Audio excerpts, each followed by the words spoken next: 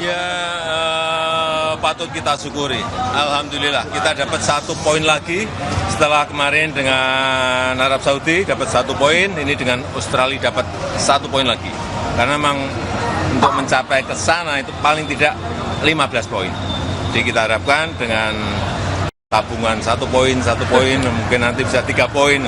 Ini yang kita harapkan dan saya kira permainan yang luar biasa dengan perjuangan kerja keras seluruh pemain, terutama kiper.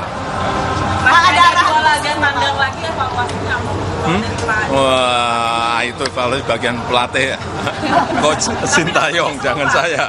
Saya bagian nonton dan menang dapat poin itu aja. Tadi kan mengajak cucu-cucu juga nih Pak, gimana? Apa? Ngajak cucu.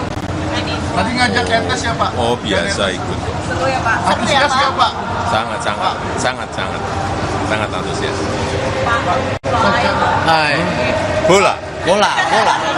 Secara umum permainan timnas memuaskan Pak? Hah? Secara umum permainan timnas Ya saya kira kita bisa melihat sendiri kan. Ini hati-hati loh. Australia itu ranking 24, kita 131. Lihat di situ dong. 131 melawan ranking 24. Dan bisa menjaga menahan imbang. Dapat 1 poin. Makasih Pak soal gratifikasi. Kayak ada tanggapan. Ya, semua warga negara sama di mata hukum. Ya, itu aja. Ya, terima kasih.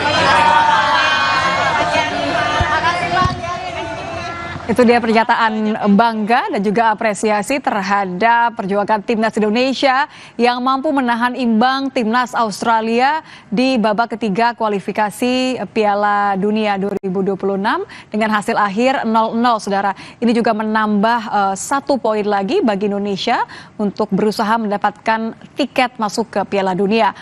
Upaya timnas Indonesia untuk menahan imbang Australia 0-0 yang nampaknya sangat diapresiasi oleh seluruh masyarakat Indonesia yang datang untuk menonton langsung di Gelora Bung Karno Senayan. Akan kami hadirkan laporan langsungnya di Kompas Malam usai jeda, saudara.